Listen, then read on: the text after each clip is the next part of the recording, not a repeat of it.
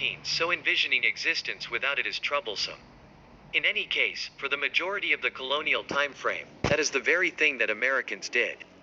Protection showed up in the American scene at about the very time that the possibility of one country, the United States of America, was coming to fruition, and was presented by one of the nation's founding fathers. We should investigate the historical backdrop of protection in the U.S. What is the history of insurance in America?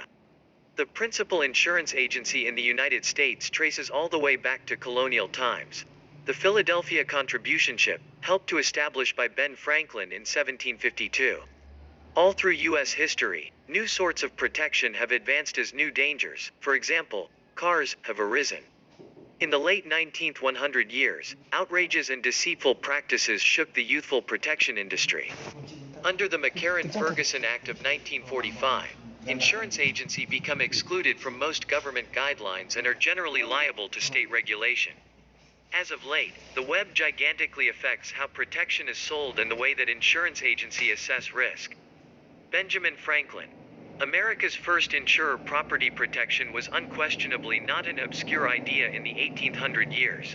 The popular British insurance agency Lloyd's of London was brought into the world in 1688.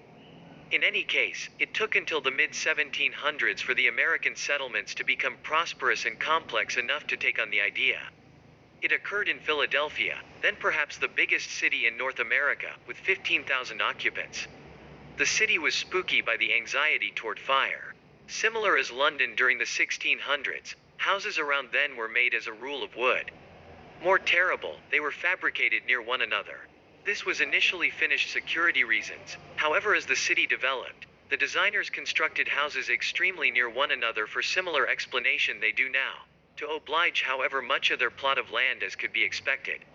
Albeit the majority of Philadelphia was worked with wide roads and block or stone designs, fires are as yet a worry. In 1752, Benjamin Franklin and a few other unmistakable residents established the Philadelphia Contribution Ship for the insurance of houses from loss by fire, copying a London firm. America's most memorable fire insurance agency was shaped as a joint insurance agency, and Franklin publicized it in the Pennsylvania Gazette, which possessed. Like present-day insurance agency, the organization sends examiners to assess properties whose proprietors apply for inclusion and reject property that doesn't satisfy its guidelines. Rates depend on a property risk appraisal.